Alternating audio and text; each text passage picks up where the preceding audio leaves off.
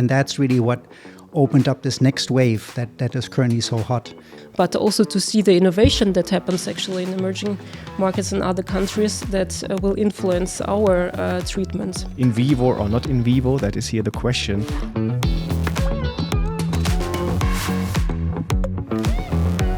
Good afternoon and welcome to this latest edition of our videocast, All Things CGT.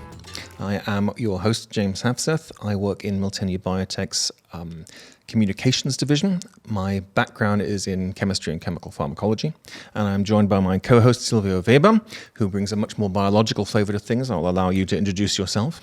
Sure. Thanks, James. It really feels like coming home nowadays, I have to say, with this fourth episode. So Silvio Weber, my name, biochemist by training, so not too far away actually from chemistry. And I'm heading a group of process developers since 8 years here at Miltenyi Biotec, so quite close to the science, I would say. Mm-hmm. And joining us are our guests today. We have, first of all, Boris Engels, Senior Scientific Director at Miltenyi Biotec, where you are responsible for developing gene-engineered T-cell therapies in our Research and Development's Immunotherapy Department. And also joining us is Oxana Patocka, Senior Business Strategy Manager. You have around 15 years experience in commercialization strategy and have been with our sister company, Miltenyi Biomedicine, since 2019, which is actually also when I joined Miltenyi Biotec. But welcome to you both and thank you for joining us today. Thanks for having us. Thank you. Looking forward to the discussion. Great. So shall we dive right into a first question? Let's do that. All right. Let's start with the current trends in the market. Where do you think are the most, or what currently are the most exciting developments going on in the CGT field? Let's start with you, Oxana. Sure. You mentioned, Silvio, that you have around 8 years experience. I would say that's probably the number of years that we have since we have first CAR-T and gene therapies on the market. If you look at FDA approvals, 2017. So it's actually nice to look at the past years and see where it's heading. And the companies just reported recently their sales we have now 7 approved CAR-T products, globally probably even more, and also over a dozen gene therapies. And we see 6 billion sales for CAR-Ts, also roughly that for gene therapies. And so when we started a few years ago, there was a very clear market leader, Yescarta and Kite. It was the first DLBCL CAR-T approval. But now we see a totally different development. So also here we can observe first to market, it not necessarily can maintain the market leading position. And it's been overtaking or really catching up of Breyanzi, which was approved much later and struggled with manufacturing issues at the beginning, but now could really solve it and could provide reliable manufacturing slots and deliver the product. But what's important overall, of course, for these therapies, this is a very safe product, safer, and this is, of course, which is highly appreciated by physicians and patients. This is on one hand. On the other hand, of course, we see also broader indication approvals. I mentioned DLBCL we started, of course, quite big hem-oncology indication, but now with Breyanzi, it's also not only FL, MCL, but also CLL now. Mm-hmm. But another really interesting development, and this is now a blockbuster, is a different CAR-T product, and this generated almost 2 billion sales last year, and this is Carvykti. And there we see, on one hand, a tremendous efficacy, really saving multiple myeloma patients, which was not possible before. And of course also catching up on reliability, solving manufacturing issues, and another trend that we see moving into earlier lines. So it started with CAR-Ts in multiple myeloma 4th line, and now we see even 2nd line. But these all products, even if you look at all 7 CAR-T products, this is all hem-oncology, and only even there more narrow with B-cell malignancies and multiple myeloma. Mm-hmm. But of course, over 90% of medical needs in oncology is in solid tumors. And this is more of a holy grail for also cell and gene therapy. However, so far we haven't seen tremendous successes in the clinical studies. And even though we have some indications like glioblastoma or liver cancer, where their median survival for the patients is less than a year, just a few months. So of course, if we've seen early clinical study successes and prolongation of survival by 1-2 months, it's already impressive, but we don't see that the patient are cured, which is the success story in hemo-oncology. So there it remains to be seen, but where we see very exciting results and tremendous developments, these are the autoimmune indications. Yeah.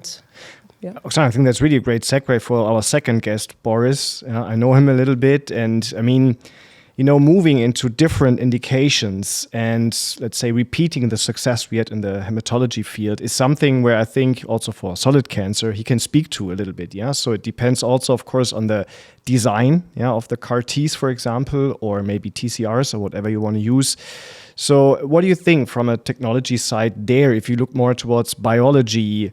Is there anything new on the horizon? What will be the next steps, let's say, on the ladder to industrialization? Yeah, thanks. I think picking up where Oxana left, right? I think what is striking is that over these past years where we had the hem-onc CARs established, there was a lot of effort put into allogeneic CARs, but also into the solids. Opening up a vast field of different ways to amplify the CAR T cells, from shortening the process, but then also more elaborate armoring of the CARs. And as Oxana said, none of this really had a great breakthrough yet. I think there's definitely several lighthouses where we see potential, but where the trend quickly pivoted is where we could use the former CARs in autoimmune space, right? So most of the trials today in autoimmunity are still CD19 targeted. Granted, most CARs are not the same as we started off with, so maybe they don't have the human single chain, the mouse single chain FE anymore, but they move to the human. But basically, they're still very much the same CAR T, and that's really what opened up this next wave that is currently so hot, using similar CARs, similar platforms even, to get the first wave. And I think what we're looking for coming next is the next generation thereof. So where do we actually have to generate these CAR T cells ex vivo? Can we not do it directly in vivo? I think that is a space to, a big trend at the moment, moving away from the ex vivo processing to the in vivo. Okay. Do you see it more than as a bridge with that autoimmune diseases? So I fully agree with you. I mean, you mentioned 8 years, right? So, and honestly, Kymriah and Yescarta, they were root causes for me to move into this field of cell and gene therapy. Yeah. So I thought that's amazing what it can achieve. But it was also clear the number of patients which might be eligible is not too high. So if you want to industrialize things, and it was in the beginning already pretty clear, it's very complex, you have to simplify, but therefore you need also a certain pool of patients to make that happen. So could that help on the way, these autoimmune disease, or do you see it as completely parallel tracks with the in vivo and autoimmune space? No, I think they will go, I mean, they will overlap. I think as we have seen, the current CAR Ts developed for oncology are now being used in autoimmunity.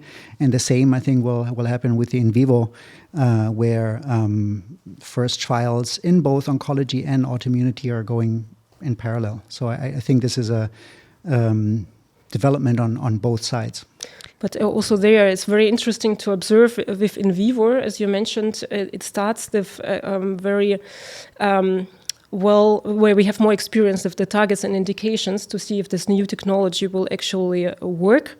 And there we see the same more or less targets and also indications with B-cell malignancies and autoimmune. So to start where we already have some experience, but then move it forward. And I would say for autoimmunity, it probably might be a similar direction. Mm-hmm. So we start with also traditional CAR-Ts, more or less similar treatment process. But then we look into advancements, and we just discussed also, is it possible to exclude lymphodepletion with autoimmunity? There are some first attempts, and with in vivo, for sure, it will, of course, move even more into that direction, and then probably open access or help to open access to more patients.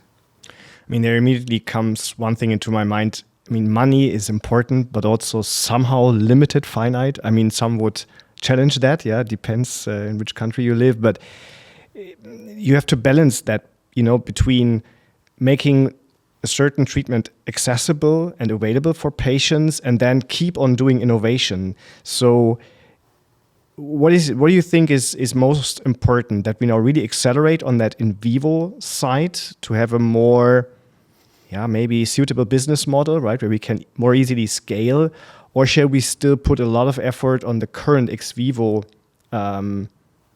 treatment paradigm to make it at least more affordable as it is right now? So what do you think? What is the right timing here? Yeah, I think it's not excluding. If in vivo, and maybe we can talk about that also more. We have there is a lot of excitement. There were a lot of deals also last year, previous year, a lot of collaborations, and already not only preclinical, some first phase 1 clinical studies, but this is still very early.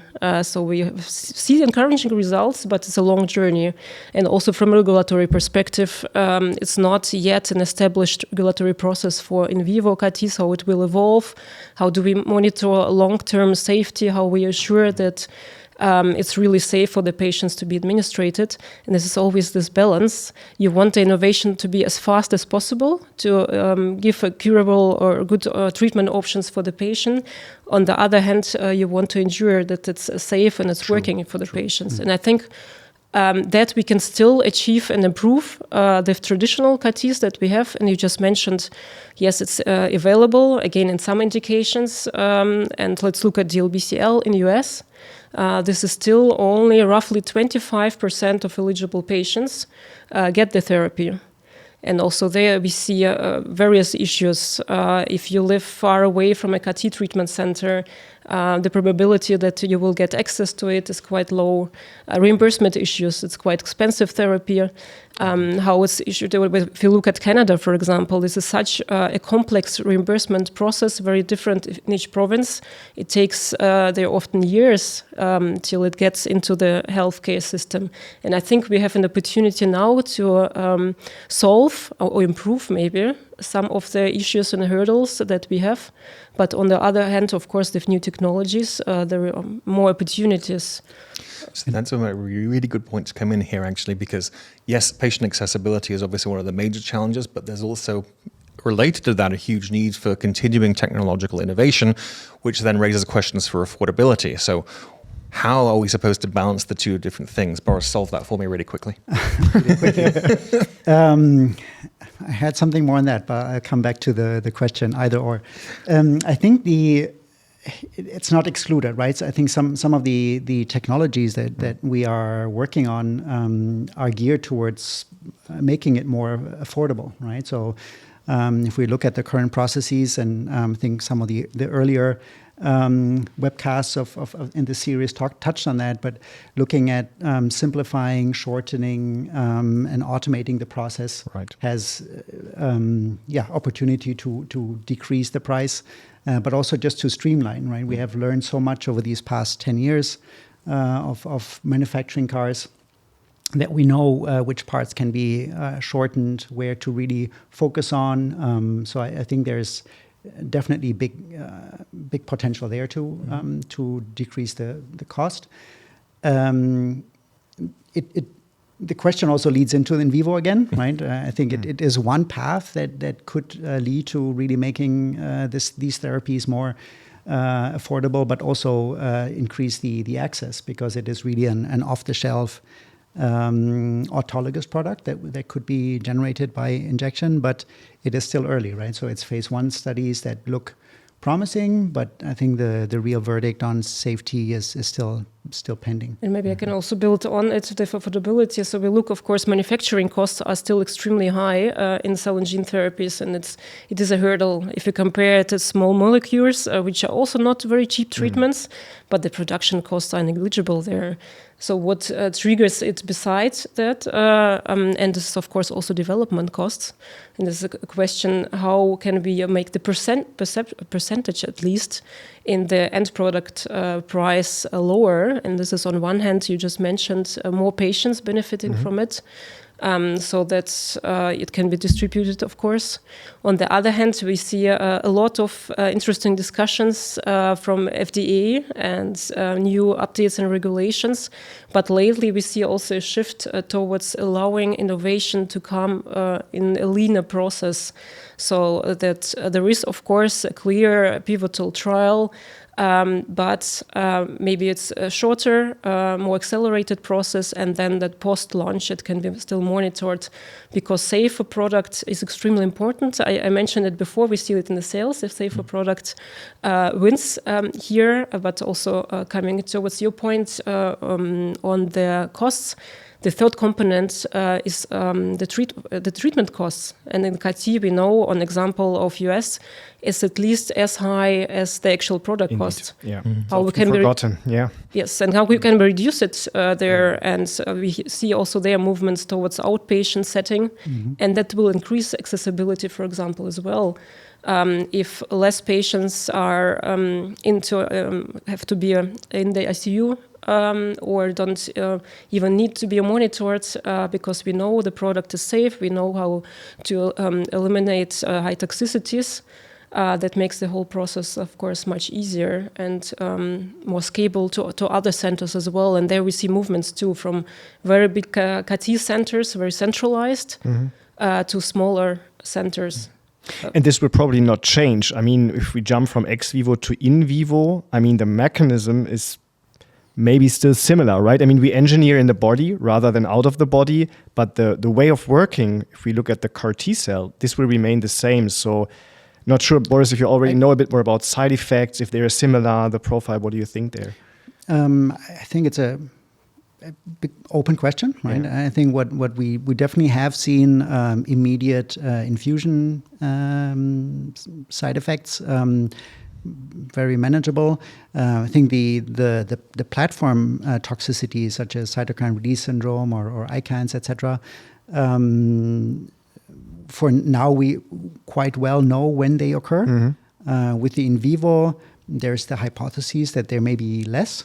Yes. Because you transduce fewer cells, and you don't give a bolus of active cells. They will be activated, they proliferate, so you don't have this initial big wave of CAR T cells that could induce this tox. So we'll need to see, I think, whether it holds that these side effects may be less. In that case, maybe the time frame that these patients need to spend in the clinics is less. On the other hand, maybe for development, didn't want to interrupt, but you mentioned how long the cells actually remain in the body. And with traditional CAR-Ts, we see peak expansion after roughly 2 weeks, and then they go down.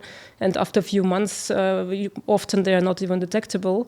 So for long-term side effects, we are quite certain with CAR-Ts. Of course, the secondary malignancies is still being monitored, but it seems to be really manageable. With in vivo, on the other hand, and that I assume it will trigger a little bit longer development process and longer observation for the clinical trials, because it will probably persist for much longer time, and then you need to see what it does. Yeah, we'll have to monitor it closely, right? I think we'll have to really see whether there's a difference. There's some hints if we look at the other wave that actually preceded the in vivo, which is the very short processes, right? When you manufacture just overnight or a few days, you go in a similar direction. You have much more naive cells, not less exhausted, less cultured ex vivo, and the hypothesis is that these would persist longer. What is clear is that you need less cells from the get-go because they will proliferate. But the long-term persistence, I'm not aware whether there's a big difference. So we'll need to look at it in detail. How is it? I mean, if you look at analytics and immunomonitoring, is there also an overlap between in vivo and ex vivo? So can you also take learnings from there? I mean, we're talking about exhaustion and different phenotypes, things like that maybe influence the relapse or no relapse reaction. Is that something you can also use? Definitely. I think a lot of the monitoring that we are currently doing, especially in the trials with the patients, will be applied directly. I think there's one aspect that we would need to look into is how does the virus persist? How quickly is that one washed out or gone? But on the cell side, I think it will be quite similar. So we can use the similar panels. We will not have the detailed analysis of the phenotype before we infuse, obviously, but that could be done in the blood as well. And then using both flow or PCR assays to look for persistence. With flow, obviously, we can look much more detail into the phenotype, which cells expand, etc. In terms of patient preparation, stratification, do you think it would make a difference when we are maybe moving more from ex vivo to in vivo, different type of conditioning, non-conditioning? This is the hope, as I mentioned, so making less complex the whole treatment process that will really increase the accessibility for the patients and even the overall treatment burden, let's say, and the cost at the end as well. And if in vivo we see you don't need the lymphodepletion, so it's much easier. And of course, it is off the shelf. This is a huge advantage. And that was the hope, the allogenic, you mentioned, Boris, before. It was a big hype 5-6 years ago and big hope, because then you would really reduce costs. You can scale, of course, much higher. We didn't see tremendous results yet, but maybe if in vivo we can actually benefit from all these benefits.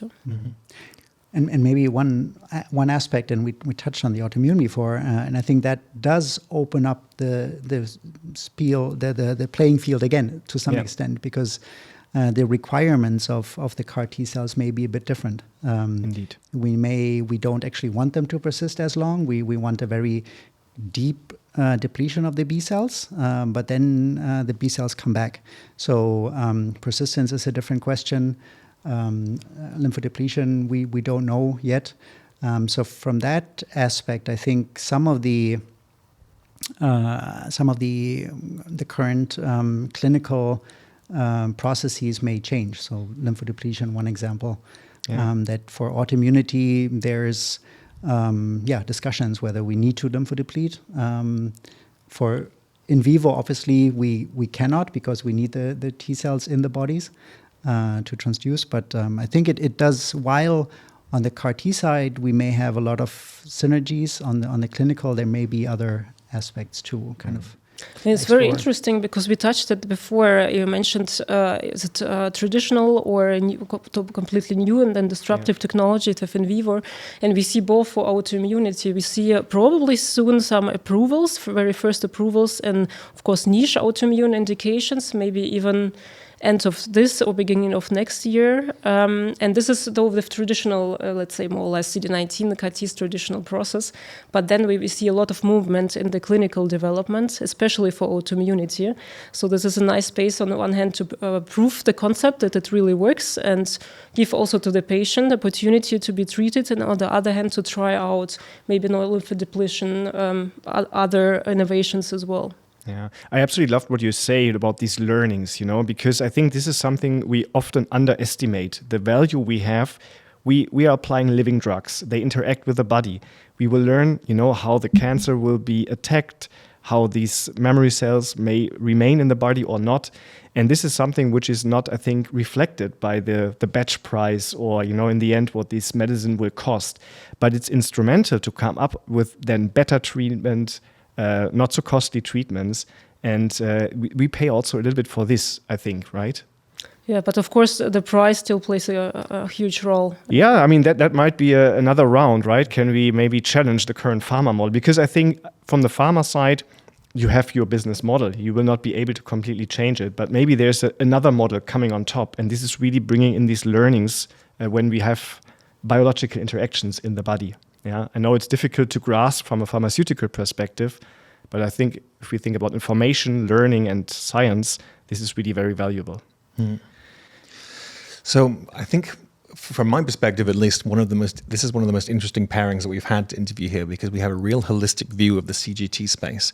And what I really wanted to ask about was actually to take a look at, okay, what kind of potential is there for a disruptive technology to come along and change everything that we've just talked about. Now, we already went into a lot of detail about in vivo here, so I'm going to go rogue at the risk of putting the cat amongst the pigeons here and ask, apart from in vivo, is there something we should be watching that's there on the horizon that could have the potential to completely upend what we've been talking about? In vivo would have been my first answer. So I need to. But it's interesting maybe to come even to the current status. I always love to reflect what's happening here and how it influences actually the future. And if we look at DLBCL again, this is one of the first CAR-T approvals. And now over the past years, we see a different disruptive technology, which is bispecific antibodies. And there was a big question mark in how far it's competing with CAR-Ts, will it take over? And now we see the recent discussions are more, it's not necessarily replacing the CAR-T. It's now used also in later lines, maybe will come into earlier lines, but rather as a bridging therapy to CAR-T. Because what it doesn't do is it's not curable. So it doesn't cure the patients, you need to administer it regularly. The advantage is definitely off the shelf, and this is why we have to look also the cell and gene therapies and off-the-shelf solutions, and this would be in vivo.